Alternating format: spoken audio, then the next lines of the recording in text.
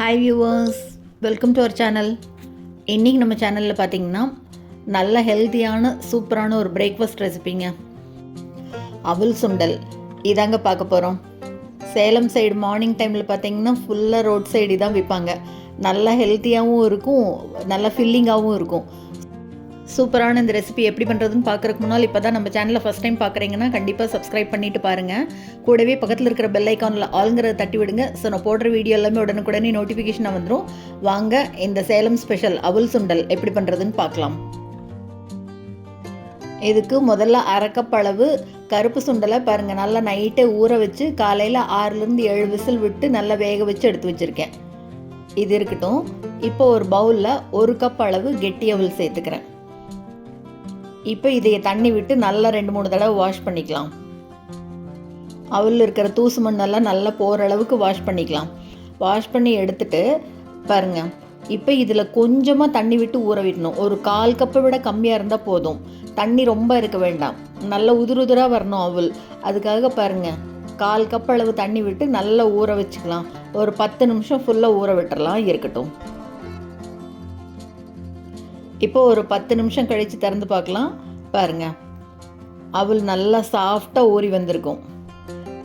நல்லா இந்த மாதிரி உதிராக இருக்கணும், கொசன்னு இருக்கக்கூடாது. தண்ணி கம்மியாக விட்டு நல்லா ஊற விட்டுக்கலாம். பாருங்கள், இந்த மாதிரி இருந்தால் நல்லாயிருக்கும். இப்போ இது இருக்கட்டும். இதுக்கு தாளித்து கொட்டிக்கலாம். ஒரு வாணலியில் எண்ணெய் சேர்த்துக்கலாம்.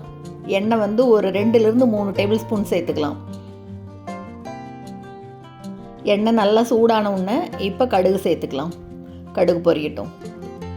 கடுகு பொரியும் போதே இது கூட கடலைப்பருப்பு சேர்த்துக்கிறேன். கூடவே 1 டீஸ்பூன் அளவு உளுத்தம்பருப்பு சேர்த்துட்டு லேசாக வறுத்து விட்டுக்கலாம். பருப்பு பொன்னிறமாக வரணும்.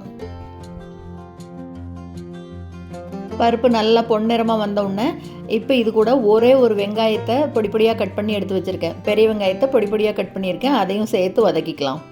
இப்போ வெங்காயம் வதங்கும் போதே இது கூட 2 பச்சை மிளகாய் பொடியாக கட் பண்ணிவிட்டு இது கூடவே சின்ன துண்டு இஞ்சி அதையும் பொடியாக கட் பண்ணி சேர்த்துக்கலாம்.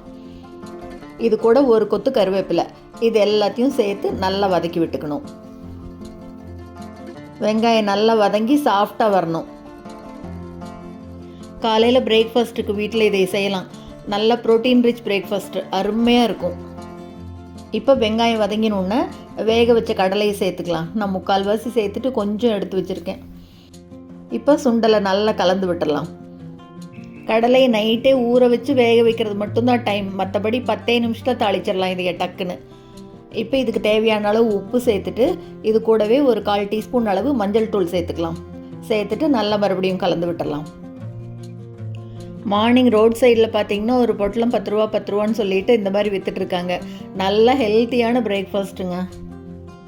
மார்னிங் பிரேக்ஃபாஸ்ட் எப்போவும் ஒரே மாதிரி இட்லி தோசைக்கு பதிலாக இந்த மாதிரி டிஃப்ரெண்ட்டாக ப்ரோட்டீன் ரிச்சாக ஹெல்த்தியாக சாப்பிட்லாம். இப்போ வதக்கி விட்டதுக்கப்புறமா நம்ம ஊற வச்ச அவல் சேர்த்துக்கலாம். பாருங்கள், அவல் நல்லா ஊறி இருக்குது, அதே சமயம் நல்லா அப்படி உதிராக வருது பாருங்கள். இந்த மாதிரி இருக்கணும்.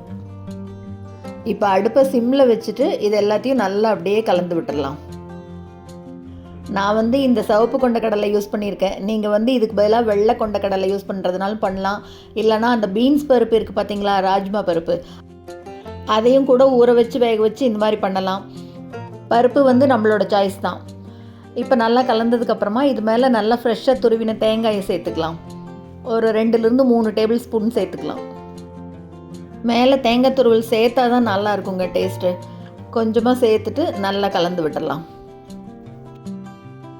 அவல் கூட தேங்காய் சேர்த்து பண்ணும்போது டேஸ்ட் இன்னும் கொஞ்சம் நல்லா தூக்கி கொடுக்கும் அவலோடது.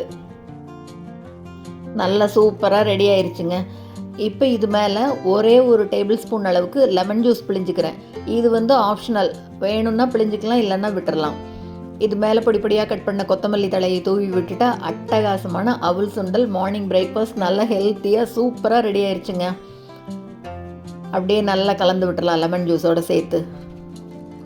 லெமன் சேர்த்தினதுனால லைட்டாக அந்த புளிப்பு டேஸ்ட்டோட அருமையாக இருக்கும். ரொம்பவே டிஃப்ரெண்ட்டான பிரேக்ஃபாஸ்ட் ரெசிபி ரெடி ஆயிடுச்சுங்க.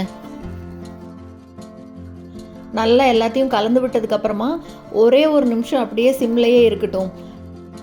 அந்த லெமன் ஜூஸ் அப்படியே நல்லா ஃபுல்லாக அவல் எல்லாம் இறங்கினதுக்கப்புறமா இப்போ அடுப்பை ஆஃப் பண்ணிடலாம். சூப்பரான இந்த ரெசிபியை நீங்களும் செஞ்சு பார்த்துட்டு மறக்காமல் கமெண்ட்டில் சொல்லுங்கள்.